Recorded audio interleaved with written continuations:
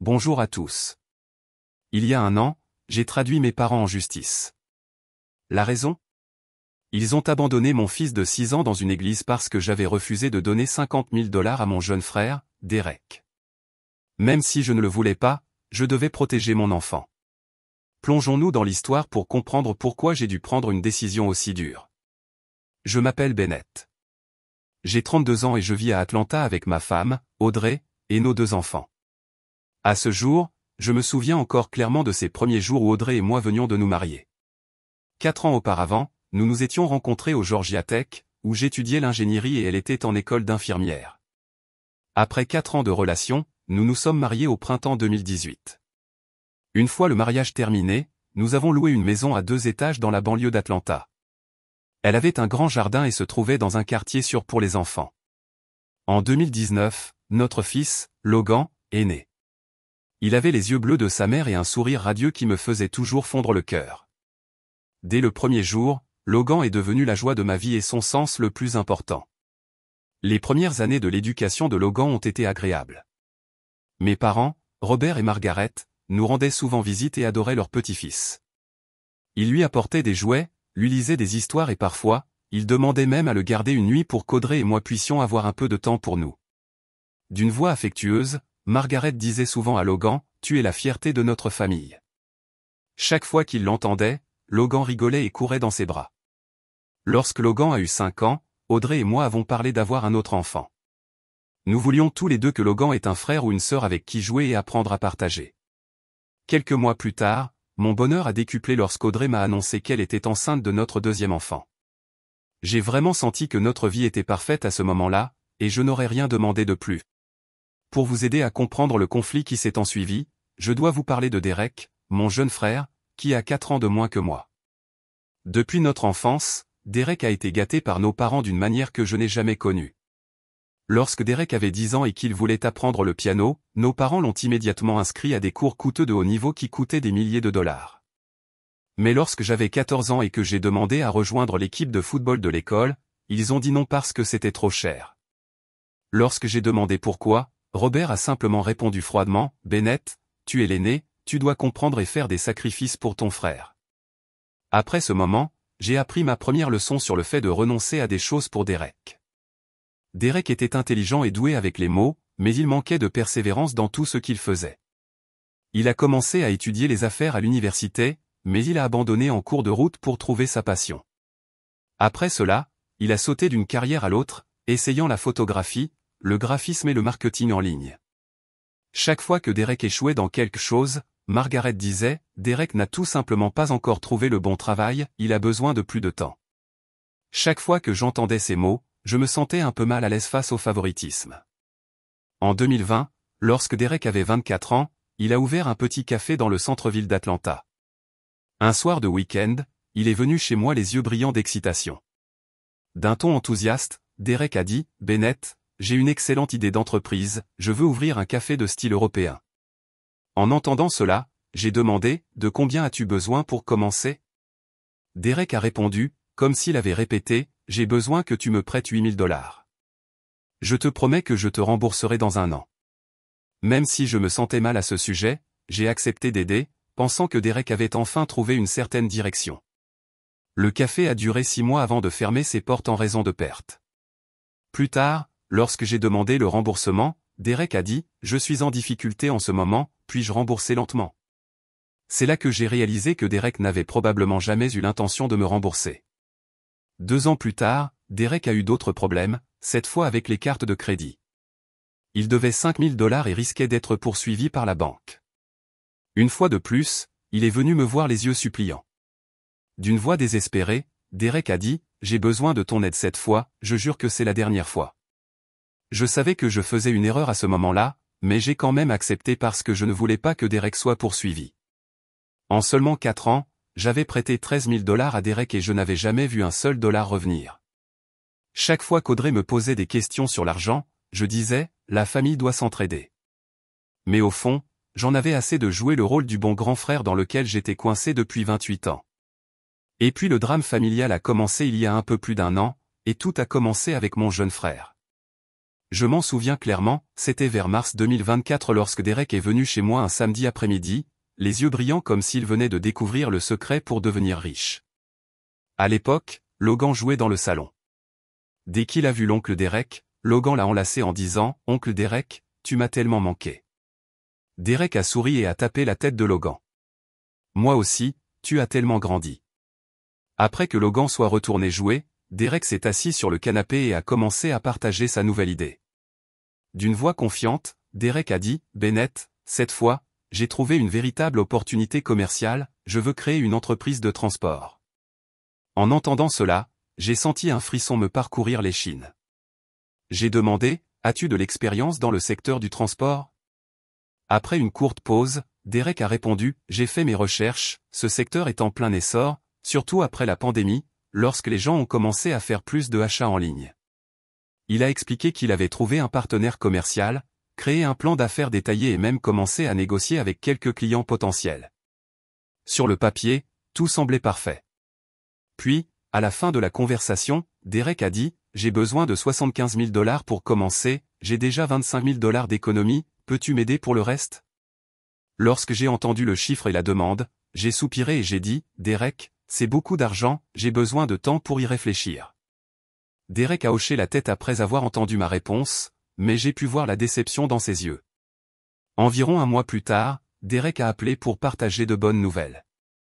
Il m'a dit qu'il avait obtenu un prêt de la banque et qu'il avait officiellement lancé son entreprise. À ce moment-là, j'ai félicité mon frère et j'ai secrètement espéré que cette fois, il y réussirait. Pendant les 3 premiers mois, Derek était ravi de sa nouvelle entreprise. Il a acheté 2 camions d'occasion, embauché 2 chauffeurs et commencé à prendre des commandes. Tout semblait bien se passer. Mais au 4e mois, j'ai commencé à entendre Derek se plaindre de problèmes tels que la hausse du prix du carburant, les retards de paiement des clients et le départ inattendu d'un des chauffeurs.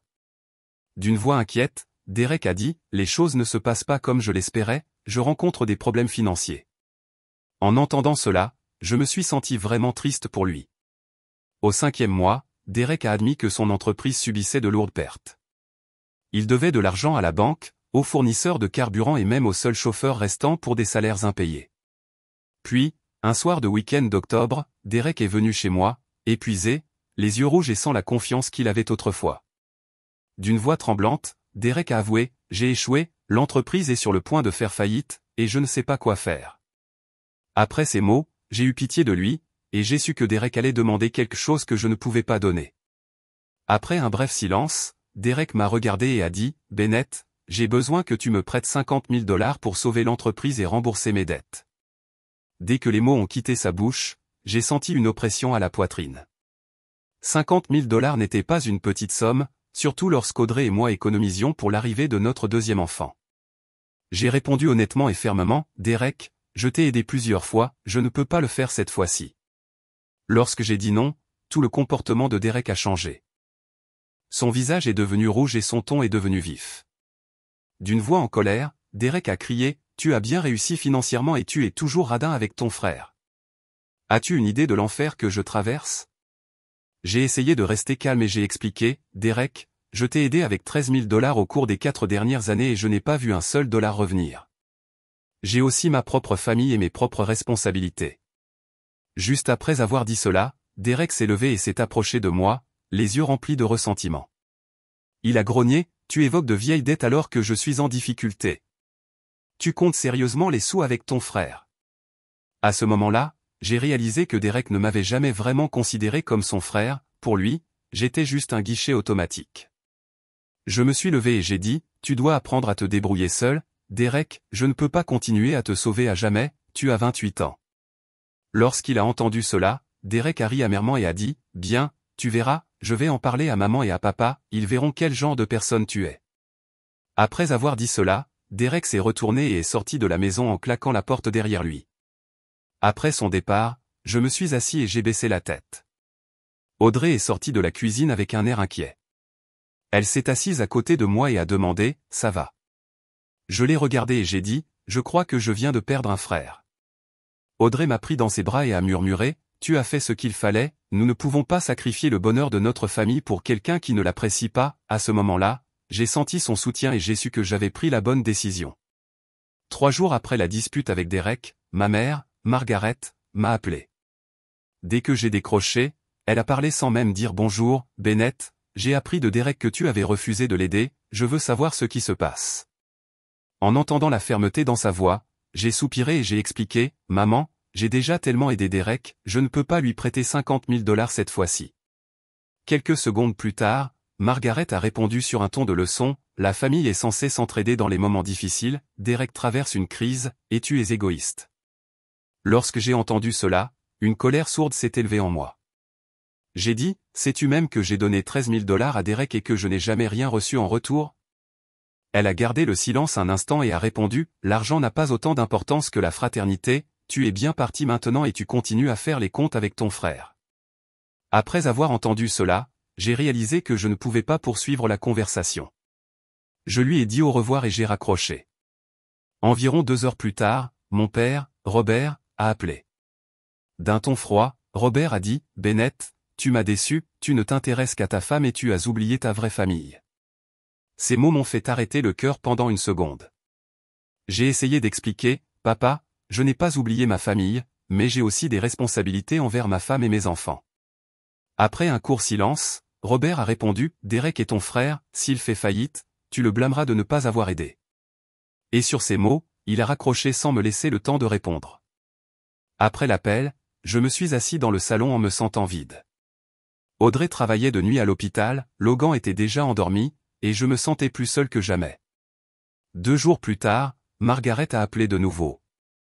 Cette fois, sa voix semblait plus douce, mais toujours persuasive. Elle a dit, Bennett, je ne veux pas que notre famille se défasse à cause de l'argent, réfléchit Y encore. En entendant cela, j'ai répondu fermement, maman, j'ai décidé que je ne pouvais pas continuer à sauver Derek à jamais. Au moment où ces mots ont quitté ma bouche, Margaret est restée complètement silencieuse. Puis elle a dit quelque chose qui m'a glacé le sang, si tu n'aides pas Derek, ne t'attends pas à ce que nous oublions cela. À ce moment-là, j'ai réalisé que j'étais à la croisée des chemins, soit je continuais à être esclave de ma famille, soit j'osais tracer la ligne. En septembre 2024, Audrey est entrée dans le 8e mois de sa grossesse. Malgré la tension avec ma propre famille, j'ai fait de mon mieux pour me concentrer sur la préparation de l'arrivée de notre nouveau bébé. À cette époque, Logan était ravi de devenir grand frère. Tous les soirs avant de se coucher, il posait sa main sur le ventre d'Audrey et parlait à sa petite sœur. Logan disait souvent, de sa voix innocente, « Bébé, j'attends que tu sortes pour qu'on puisse jouer ensemble. » Pendant ces moments, Audrey souriait et caressait doucement la tête de Logan. Des moments comme cela m'aidaient à oublier tout le stress entourant Derek et mes parents. Nous avions aménagé la chambre du bébé dans des tons roses tendres, acheté tous les articles essentiels et même laissé Logan aider à choisir les premiers jouets de sa sœur. Pendant cette période, Robert et Margaret appelaient encore de temps en temps, mais n'évoquaient plus Derek. Au lieu de cela, ils demandaient des nouvelles de la grossesse d'Audrey et manifestaient de l'intérêt pour Logan. Puis, un soir de week-end, Margaret a appelé et a dit, « Je veux rendre visite à Logan, il me manque tellement. » Lorsque j'ai entendu cela, je me suis senti soulagé, pensant que peut-être tout était enfin derrière nous. J'ai accepté de laisser mes parents venir nous rendre visite le week-end suivant. Lorsque Robert et Margaret sont arrivés, ils ont apporté des cadeaux pour Logan et semblaient vraiment joyeux. Ils ont posé des questions sur Audrey, ont joué avec Logan et ont même aidé à préparer le dîner. En voyant la famille si heureuse, j'ai cru que nous avions peut-être survécu à la crise. Mais je ne savais pas que notre famille allait être confrontée à une véritable tempête. Environ 2 mois plus tard, je me préparais pour aller travailler un lundi matin lorsqu'Audrey s'est soudainement mise à crier de la salle de bain. Je me suis précipité immédiatement et je l'ai trouvée se tenant le ventre, le visage crispé de douleur. À ce moment-là, j'ai su que le bébé arrivait. Nous nous sommes dirigés directement vers l'hôpital. À notre arrivée, les infirmières ont rapidement emmené Audrey en salle d'accouchement. Le médecin l'a examinée et nous a dit que le bébé naîtrait dans quelques heures. En attendant que Audrey accouche, je me suis soudainement souvenu d'un problème important, nous devions aller chercher Logan à l'école cet après-midi-là. Aussitôt, j'ai pensé à mes parents, j'avais besoin de leur aide. Sans hésitation, j'ai appelé Robert. Lorsque je lui ai demandé s'ils pouvaient aller chercher Logan, ils ont accepté sans hésiter. Mon père a dit, ne t'inquiète pas, concentre-toi sur Audrey à l'hôpital, nous nous occuperons de Logan. En entendant cela, je me suis senti profondément reconnaissant. Dans un moment aussi urgent, rien ne valait plus que le soutien familial. Après avoir raccroché avec mon père, j'ai rapidement appelé l'école de Logan pour les informer que ses grands-parents viendraient le chercher à notre place. L'enseignante a pris note de la mise à jour et a souhaité à Audrey un accouchement en douceur. Après 6 heures de travail, ma fille, Sophia, est née à 14h30, pesant 3,2 kg. Elle était en bonne santé, avec les yeux bleus de sa mère et de doux cheveux blonds. Je n'ai pas pu retenir mes larmes lorsque le médecin a placé Sophia dans mes bras. D'une voix tremblante d'émotion, j'ai murmuré à Audrey, « Merci de m'avoir fait un si beau cadeau. » En entendant cela, Audrey a souri, épuisée mais heureuse.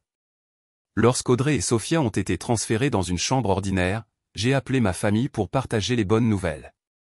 Avec excitation dans la voix, j'ai dit, « Sophia est là, le bébé est en bonne santé et va très bien. » En entendant la nouvelle, Margaret a crié joyeusement, « Oh mon Dieu, nous avons une autre petite fille. » Après cet appel, je leur ai rappelé qu'ils devaient aller chercher Logan cet après-midi-là. Ils ont confirmé qu'ils s'en souvenaient et ont dit qu'ils amèneraient Logan à l'hôpital ce soir-là pour rencontrer sa petite sœur. Je les ai immédiatement remerciés, sans savoir que quelques heures plus tard, je vivrais quelque chose que je n'oublierai jamais de ma vie. Vers 18h, alors que je n'avais toujours pas reçu d'appel de mes parents pour confirmer qu'ils avaient récupéré Logan, j'ai immédiatement essayé de les appeler. Mais après près de 20 appels à ma mère et à mon père, personne n'a répondu à mes messages non plus. À ce moment-là, une vague d'émotion m'a envahi, je me sentais inquiet, agité et rempli d'appréhension. À 18h30, alors que j'essayais toujours d'appeler à la maison, mon téléphone a soudainement sonné d'un numéro inconnu. Dès que j'ai décroché, une voix masculine calme a parlé, « Bonjour, je suis le pasteur Williams, je cherche Monsieur Bennett Morrison. » Au moment où j'ai entendu cela, mon cœur s'est presque arrêté. J'ai répondu, « Oui, c'est Bennett, que se passe-t-il, pasteur ?» Immédiatement, le pasteur Williams a répondu avec inquiétude dans la voix, « Nous avons trouvé un garçon nommé Logan assis seul dans l'église, il a un bracelet avec votre nom et votre numéro de téléphone. » À ce moment-là, j'ai eu l'impression que tout mon monde s'effondrait autour de moi. J'ai presque crié, « Mon fils est là, est-il blessé ?» Après quelques secondes, le pasteur Williams a répondu, « Il n'est pas blessé, mais il est terrifié et pleure beaucoup. » D'une voix tremblante, j'ai dit, « Pasteur, j'arrive, veuillez ne laisser personne emmener mon fils nulle part. » Le pasteur Williams a répondu immédiatement, « Nous vous attendrons, il est en sécurité ici. » Après avoir raccroché, je me suis tourné vers Audrey et lui ai dit, « Mes parents ont laissé Logan à l'église, je dois aller le chercher maintenant. » En entendant cela, Audrey a soudainement éclaté en larmes. Comment ont-ils pu faire ça à Logan?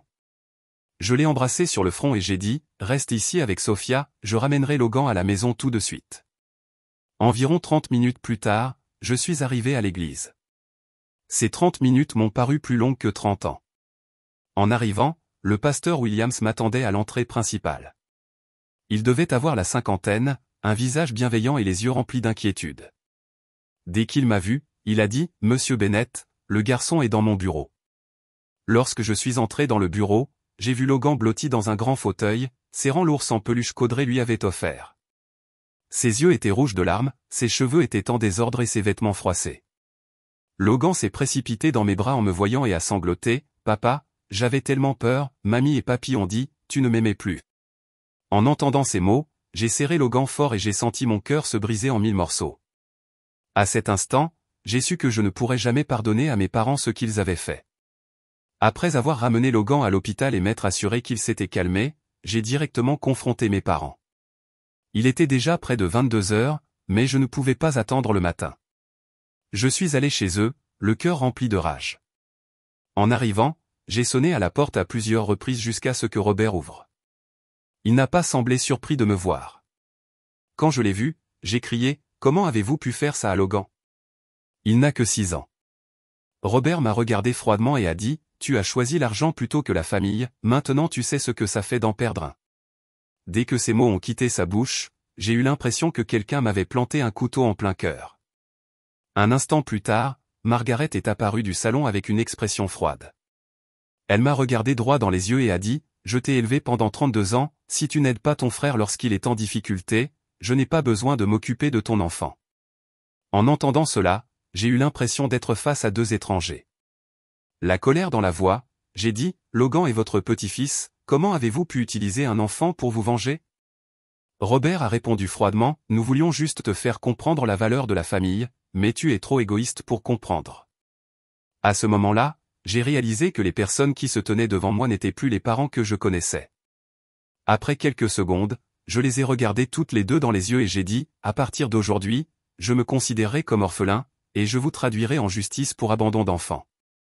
Lorsque j'ai fini de parler, Robert a crié, tu portes tes parents en justice?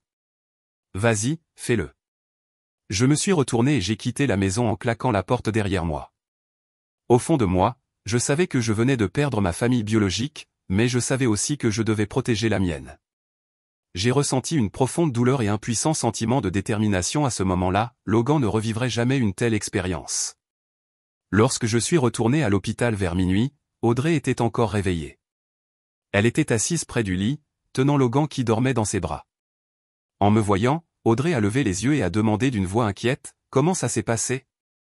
Je me suis assis à côté d'elle et je lui ai raconté tout ce qui s'était passé lors de la confrontation avec mes parents. Après avoir tout entendu, Audrey semblait ne pas pouvoir croire ce qu'elle venait d'entendre. Elle n'a rien dit, elle a juste serré Logan encore plus fort. Audrey a appelé ses parents le lendemain matin pour leur raconter ce qui s'était passé. Thomas et Linda, la mère et le père d'Audrey, sont restés sans voix après avoir entendu l'histoire. Après cela, Thomas a dit, « Nous arrivons immédiatement, nous ne pouvons pas laisser passer ça. » Cet après-midi-là, Thomas et Linda sont arrivés à l'hôpital. Thomas était un ingénieur à la retraite, et Linda avait été institutrice, tous deux étaient des personnes bienveillantes qui aimaient profondément leur famille. En voyant Logan, Linda l'a pris dans ses bras et a dit, « Mon chéri, mamie et papy vont te protéger. » En entendant cela, Logan a souri et s'est précipité dans ses bras. Thomas s'est assis à côté de moi et a dit, « Bennett, nous n'arrivons pas à croire que tes parents aient pu faire une chose pareille à un enfant de 6 ans. Ce n'est pas quelque chose que des gens qui ont du cœur feraient jamais. » Entendre ces mots m'a apporté un sentiment de réconfort, sachant que certaines personnes me comprenaient vraiment et me soutenaient. Après cela, Linda a ajouté, « Nous allons vous soutenir tout au long du processus juridique, cela ne peut pas être ignoré. » Lorsque je l'ai entendu dire cela, j'ai eu l'impression qu'une lumière avait enfin percé les ténèbres. Dans les jours qui ont suivi, Thomas et Linda sont restés à Atlanta pour aider notre famille. Ils se sont occupés de Logan pendant qu'Audrey se remettait de son accouchement, et je me suis occupé des questions juridiques. Avec ses grands-parents autour de lui, Logan a lentement recommencé à faire confiance. Ils lui ont lu des histoires, ont joué avec lui et se sont assurés qu'il se sente toujours aimé. Un soir, Logan m'a regardé et a demandé, « Papa, pourquoi mamie et papy ne m'aiment pas comme Nana et papa ?» En entendant cela, j'ai serré Logan fort et j'ai dit, « Mon chéri, tout le monde ne sait pas comment aimer correctement, mais papa, maman et tes grands-parents du côté de maman t'aimeront toujours de tout notre cœur. » Après avoir dit cela, Logan a hoché la tête et s'est blotti contre moi. J'ai réalisé que la vraie famille ne se résume pas au sang partagé, à ce moment-là, il s'agit des personnes qui vous soutiennent et vous protègent lorsque la vie devient difficile. 2 jours après notre sortie de l'hôpital, Derek m'a appelé. Dès que j'ai décroché, il a parlé tout de suite, sa voix était tremblante et pleine de peur, « Bennett, je viens d'apprendre de maman et papa ce qui s'est passé avec Logan, je n'arrive pas à y croire. » En entendant cela, une vague de colère m'a envahi. Je lui ai demandé, « Savais-tu qu'ils avaient prévu de faire ça ?» Derek a répondu sincèrement, « Je jure que je n'en avais aucune idée, je me suis simplement confié à eux sur le fait que tu refusais de les aider, je n'aurais jamais pensé qu'ils iraient aussi loin. » En entendant sa voix, j'ai senti qu'il disait la vérité. Après cela, Derek a demandé comment allait Logan et a pris des nouvelles d'Audrey et du nouveau-né. Après l'appel, je me suis senti un peu soulagé, au moins, Derek a montré de véritables regrets et semblait disposé à assumer ses responsabilités dans ce qui s'était passé. À ce moment-là, j'ai réalisé que Derek avait peut-être enfin appris la leçon la plus importante de sa vie, nos actes peuvent profondément affecter les innocents. Le lundi suivant, grâce au soutien financier de Thomas et Linda, j'ai rencontré maître Jennifer Martinez, une experte en protection de l'enfance et en droit familial. Jennifer était une femme de 45 ans ayant 20 ans d'expérience dans le domaine.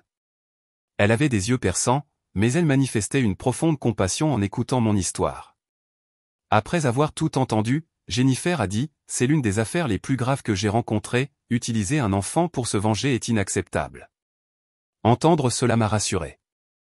J'ai rapidement demandé, « Avons-nous suffisamment de preuves pour intenter un procès ?» Quelques secondes plus tard, Jennifer a répondu, « Nous avons le témoignage du pasteur Williams, et nous pourrions obtenir des images de surveillance de l'église. Je vais prendre contact pour obtenir les enregistrements. Au cours de la semaine suivante, Jennifer a travaillé avec diligence pour rassembler des preuves. Le pasteur Williams a accepté de coopérer et a fourni une déclaration détaillée décrivant l'état de Logan lorsqu'il a été retrouvé. En même temps, la caméra de sécurité de l'église a capturé des images de Robert et Margaret laissant Logan vers 17 heures. Ils sont partis sans dire un mot au personnel de l'église. En regardant les images, j'ai vu Logan courir après eux, pour être doucement repoussé par Margaret, qui lui a dit de rester assis. Ce moment m'a brisé le cœur en 1000 morceaux. Jennifer a également obtenu les dossiers psychologiques du médecin de Logan, le rapport indiquait des signes de stress et d'anxiété chez Logan suite à l'incident. Après 2 semaines de préparation, Jennifer a intenté un procès contre Robert et Margaret. Les accusations portaient sur la mise en danger d'un enfant, la maltraitance psychologique et l'abandon. Lorsqu'ils ont reçu la notification du procès, Robert et Margaret ont engagé leur avocat et ont tenté de nier toutes les allégations. Leur avocat a ensuite contacté Jennifer pour proposer un règlement à l'amiable, mais j'ai refusé. À ce moment-là, j'ai dit à Jennifer, je veux que cela soit traité devant les tribunaux, personne ne devrait être autorisé à faire du mal à un enfant sans en subir les conséquences. Après avoir entendu cela, Jennifer a acquiescé, et nous avons poursuivi l'affaire. 3 mois plus tard, le procès a eu lieu au tribunal du comté de Fulton. En raison de la gravité de l'affaire, plusieurs journalistes locaux étaient présents pour couvrir les débats. J'étais assis au premier rang du tribunal avec Thomas et Linda ce jour-là. Logan n'était pas autorisé à assister au procès pour protéger son bien-être émotionnel, Audrey est restée à la maison pour s'occuper de Sophia. Robert et Margaret étaient assis du côté opposé avec leur avocat. J'ai remarqué qu'ils évitaient tous les deux de nous regarder. La juge Patricia Henderson, une femme de 55 ans ayant 25 ans d'expérience au tribunal de famille, présidait l'affaire. Lorsque le procès a commencé, Jennifer a ouvert les débats par une déclaration forte, « Votre honneur, cette affaire ne concerne pas seulement l'abandon d'enfants, il s'agit d'utiliser un enfant innocent comme instrument de vengeance personnelle. » Entendre Jennifer parler m'a rassuré que les poursuivre en justice était la bonne décision. Immédiatement après, l'avocat de Robert et Margaret a tenté de les défendre, « Votre honneur, mes clients voulaient seulement apprendre à leur fils la valeur de la famille, ils n'avaient pas l'intention de faire du mal à leur petit-fils. » Dès que la déclaration a pris fin, Jennifer s'est levée et a répondu fermement, « Votre honneur, abandonner un enfant de 6 ans dans un lieu public ne peut pas être considéré comme une leçon de vie. » Le pasteur Williams a ensuite été appelé à témoigner. Il a décrit en détail l'état de Logan lorsqu'il a été retrouvé. Ensuite, les images de surveillance de l'église ont été projetées au tribunal. La scène de Logan courant après ses grands-parents pour finalement être laissé seul a fait pleurer de nombreuses personnes dans la salle. Mon frère, Derek, a ensuite été appelé à la barre. Il a admis avoir fait pression sur nos parents, mais a insisté sur le fait qu'ils ne connaissaient pas leur plan. Le psychologue de Logan a également présenté ses conclusions sur l'impact émotionnel sur lui suite à l'incident. Enfin, Robert et Margaret ont été appelés à prendre la parole pour leur défense. Ils ont continué à justifier leurs actes. Ma mère a dit, nous voulions seulement que Bennett comprenne que la famille compte plus que l'argent. Entendre ces mots m'a profondément blessé parce qu'elle ne voyait toujours pas le mal qu'elle avait causé. Une fois que les deux parties eurent présenté leur cas, la juge Henderson a appelé à une pause de 30 minutes avant de rendre son verdict.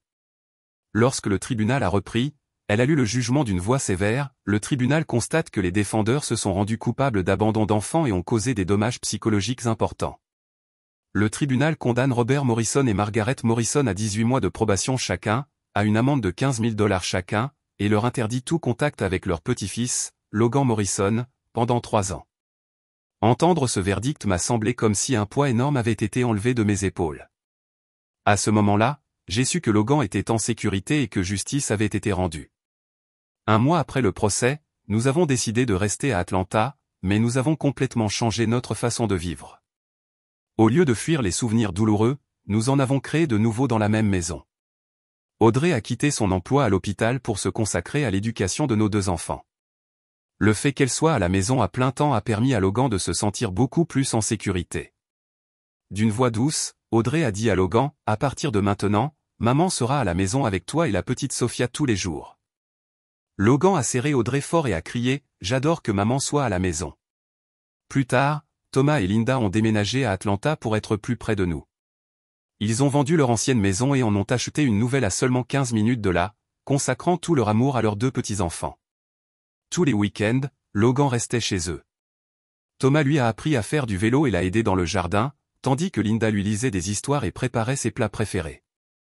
Linda disait souvent à Logan, « Mamie et Papy t'aiment toi et Sophia plus que tout, vous deux êtes tout pour nous. » Chaque fois qu'il entendait cela, Logan souriait et répondait, « Moi aussi, je vous aime, Mamie et Papy. » Quant à Sophia, elle grandissait un peu plus chaque jour et est devenue la nouvelle joie de notre famille. Logan adorait sa petite sœur et nous aidait toujours à prendre soin d'elle.